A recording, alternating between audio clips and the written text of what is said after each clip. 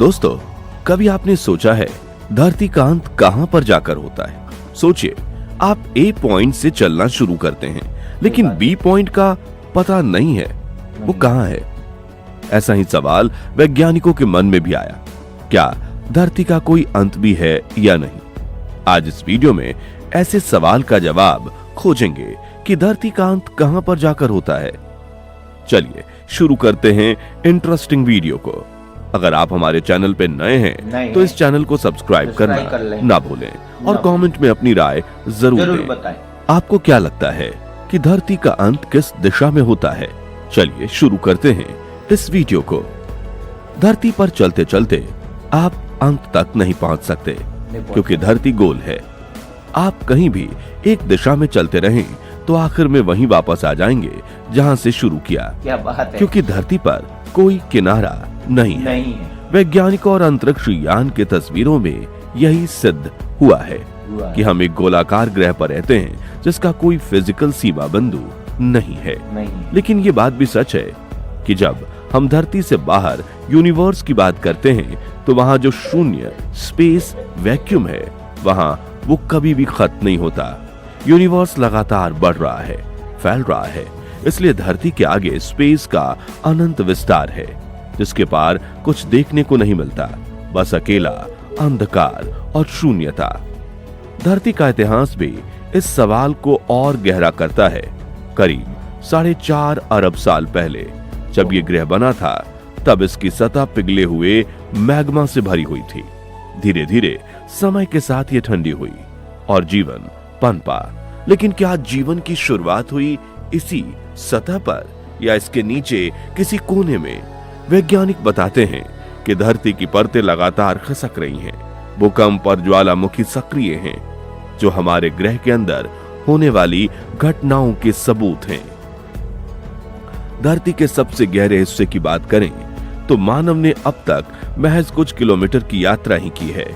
धरती की कल्पना एक बड़े समुद्र की तरह करें, जिसके नीचे अनेक रहस्य दबे हुए हैं। वहां कोई छिपा हुआ भौगोलिक अंत है।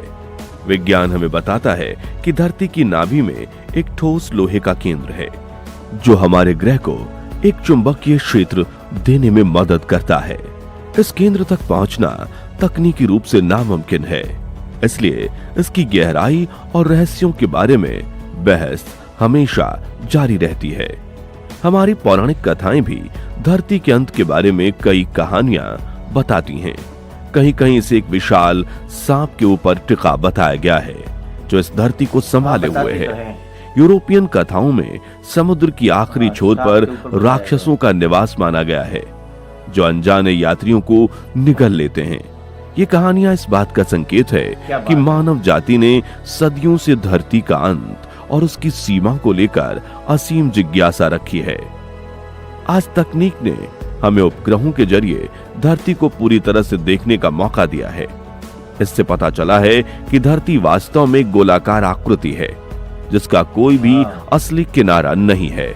चाहे आप उत्तरी ध्रुव पर जाएं या दक्षिणी ध्रुव पर, आपको केवल बर्फीली सतहें और समुद्र ही नजर आएंगे।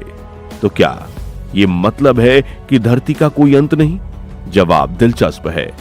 जहां तक हमारे पास जानकारी है, धरती के अंत का भौतिक अर्थ मौजूद नहीं। लेकिन अगर हम इसके अंदर के रहस्यों की बात करें तो यह आज भी एक बड़ी पहेली बना हुआ है।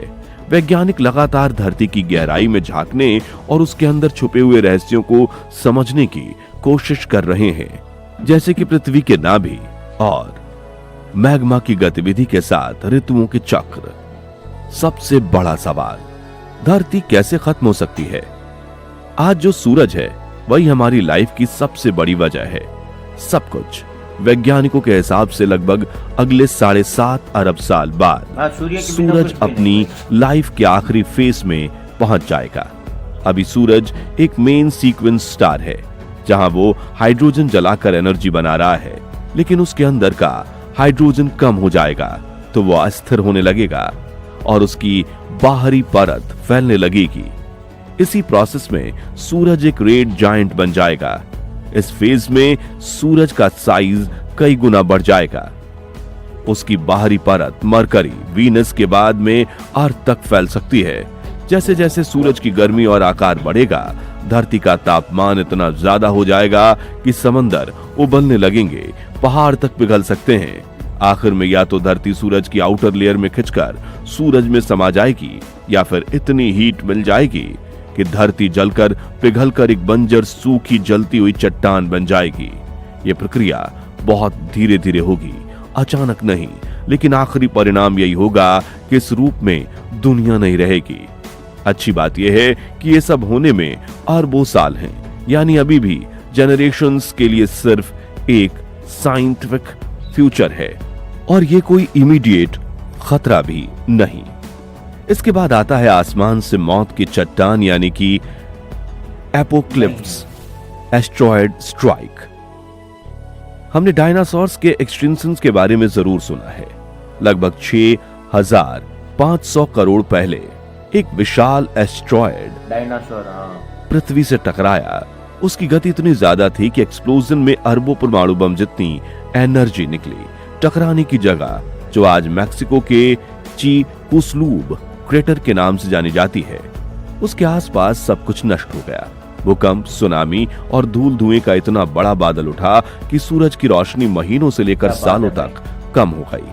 पौधे मरने लगे, फूड चेन टूट गई और करीब 75% जंगली जानवरों की जाति खत्म हो गई, जिसमें डायनासोर्स भी शामिल थे। अगर ऐसा कुछ आज हो जाए तो बड़े बड़े शहर नष्ट हो सकते हैं, ओशंस में भयंकर सुनामी आ सकती है, ग्लोबल क्लाइमेट बदल जाएगा, एग्रीकल्चर सिस्टम टूट सकता है और पूरी सिविलाइजेशन कोलैप्स हो जाएगी। इसी खतरे से बचने के लिए नासा, ईसीए जैसी स्पेस एजेंसीज लगातार नियर अर्थ ऑब्जेक्ट यानी NEOS को ट्रैक करती हैं। पावरफुल टेलीस्कोप से आसमान स्कैन होता है। जो भी बड़ा एस्ट्रॉयड धरती की ऑर्बिट के पास आता है उसे ट्रैक किया जाता है, और कुछ मिशंस तो ये टेस्ट भी कर रहे हैं कि अगर कोई भी खतरा दिखे तो उसे धक्का देकर उसकी ऑर्बिट बदली जा सके। ये हो सकता है या नहीं, नासा का डार्ट मिशन। फिर भी अगर कोई बहुत बड़ा एस्ट्रॉयड बिना डिटेक्ट हुए बिल्कुल सही एंगल पर टकरा जाए तो वो धरती की लाइफ को मास लेवल पर खत्म कर सकता है। गुड न्यूज ये है कि इतने बड़े इंपैक्ट्स बहुत रेयर होते हैं और अक्सर करोड़ों साल के गैप पर ही होते हैं। अब बात करते हैं सुपर वोल्केनो एरप्शन, यानी कि धरती के पेट से उबलने वाला कहर।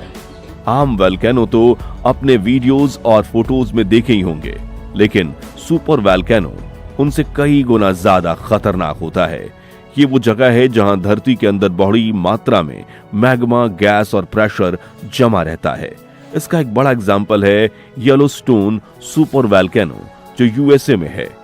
अगर कोई सुपर वोल्केनो इरप्ट हो जाए तो एक नॉर्मल वोल्केनो से हजारों गुना ज्यादा लावा और राख बाहर निकाल सकता है।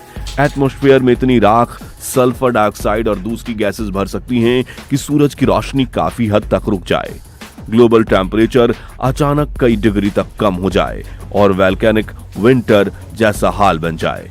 इसका सीधा असर फसलों की पैदावार पर पड़ेगा। भूखमरी पैदा होगी, जानवर और इंसान में बड़ी तादाद में मौतें हो सकती हैं और एयर क्वालिटी इतनी खराब हो सकती है कि सांस लेना भी मुश्किल हो जाए। इतिहास में भी बड़े वोल्केनिक इरप्शंस ने क्लाइमेट पर भारी असर डाला। जैसे 1815 में माउंट टाम्बोरा के इरप्शन के बाद 1816 को ईयर विदाउट अ समर कहा गया, जहां कई सालों तक बस सर्दी ही सर्दी पड़ती रही और कई सालों तक ऐसे मौसम की वजह से बीमारियां और फसल की हालत बिगड़ गई। अगर एक या कई सुपर वोल्केनो एक साथ एक्टिव हो जाएं, तो फिर मॉडर्न सिविलाइजेशन के लिए दुनिया का अंत जैसा माहौल बना सकती हैं। वैज्ञानिक ऐसे हॉटस्पॉट को मॉनिटर तो करते हैं, लेकिन अनुमान लगाना आज भी बहुत मुश्किल है और ये सालों या दशकों पहले साफ साफ नहीं बताया जा सकता कि किस डेट को इरप्शन होगा। उम्मीद है दोस्तों इस वीडियो से आपको दुनिया के अंत के बारे में अहम जानकारी मिल गई होगी। अगर आप ऐसी ही मजेदार वीडियो देखना चाहते हैं तो इस वीडियो के कमेंट बॉक्स में अपनी पसंदीदा टॉपिक के बारे में जरूर बताएं। हमारी टीम उन पर वीडियो बनाने की बेहद कोशिश करेगी। जय हिंद। कोशिश करेंगे।